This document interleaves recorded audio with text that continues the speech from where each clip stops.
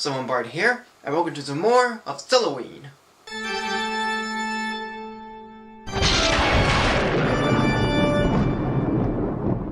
Now we come to the traditional review of a Tim Burton movie, and one that's surprisingly good as his first live-action musical.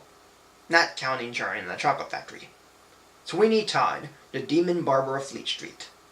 The movie is based on a stage musical thriller of the same name by Christopher Bond, with music and lyrics by Stephen Sondheim, and as a book by Hugh Wheeler.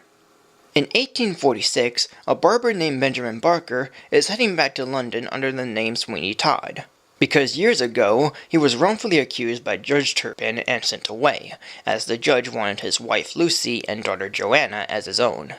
In seeking his revenge, Todd moves to Fleet Street, where he meets Miss Nellie Lovett, who makes the worst meat pies in London, as an empty barber shop lies upstairs. Yet the barber shop was Todd's old workplace, and where his old razors are kept preserved. And with his razors back, Todd meets a traveling barber named Adolfo Pirelli, who challenges him to a shaving competition after Todd accuses him for his fake elixir. Yet even after Todd wins the competition, Pirelli visits his shop to say he knows who he really is, and Todd kills him.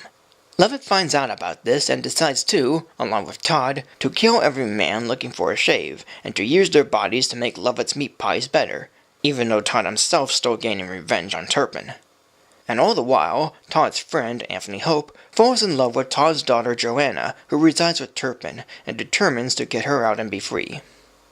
This is really an interesting take on a musical that's another underrated film, with its great look and nice song numbers.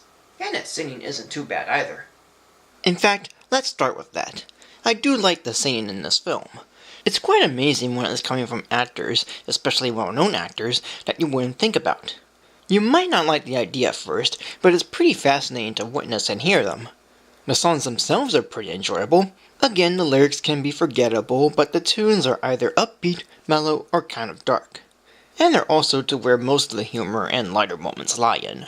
And I really do like many of these songs, yet 2 or 3, or maybe 4 of them do come to my mind very easily. Yet one of the best things about this film is the look and style of it.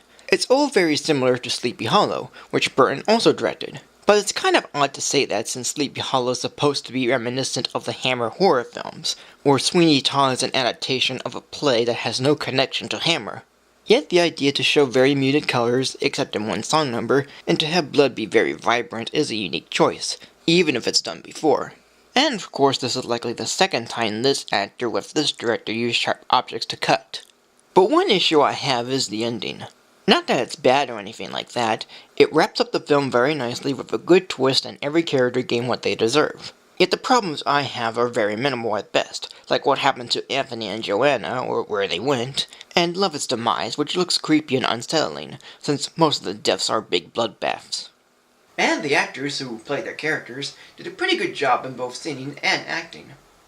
Johnny Depp plays Sweeney Todd / Benjamin Barker, Helena Bonham Carter plays Miss Nellie Lovett, Alan Rickman plays Judge Turpin, Timothy Spall plays Beetle Bamford, Jane Weisner plays Johanna Barker, Sacha Baron Cohen plays Adolfo Pirelli, Laura Michelle Kelly plays Lucy Barker / Beggar Woman, Jamie Campbell Bower plays Anthony Hope, and Ed Sanders plays Tobias Ragg.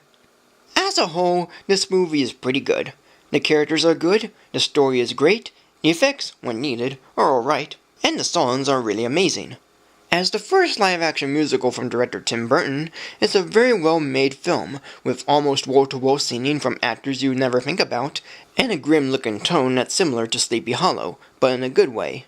Every character gets its due and every moment shines within its dark setting. And yes, there are lighter moments in some of the songs, but the bleak and morbid storyline is a huge focus, and the singing doesn't distract me too much. And where the ending has its hits and misses, the overall film still works for the fun song numbers, great atmosphere, nice characters, and interesting story. And it's not as bad as you think. So today, this movie began a rating of 3.5 stars. So thank you for joining me. Like, comment, subscribe, follow me on Facebook or Twitter, support me on Patreon, and until next time for more of Sulli-Ween.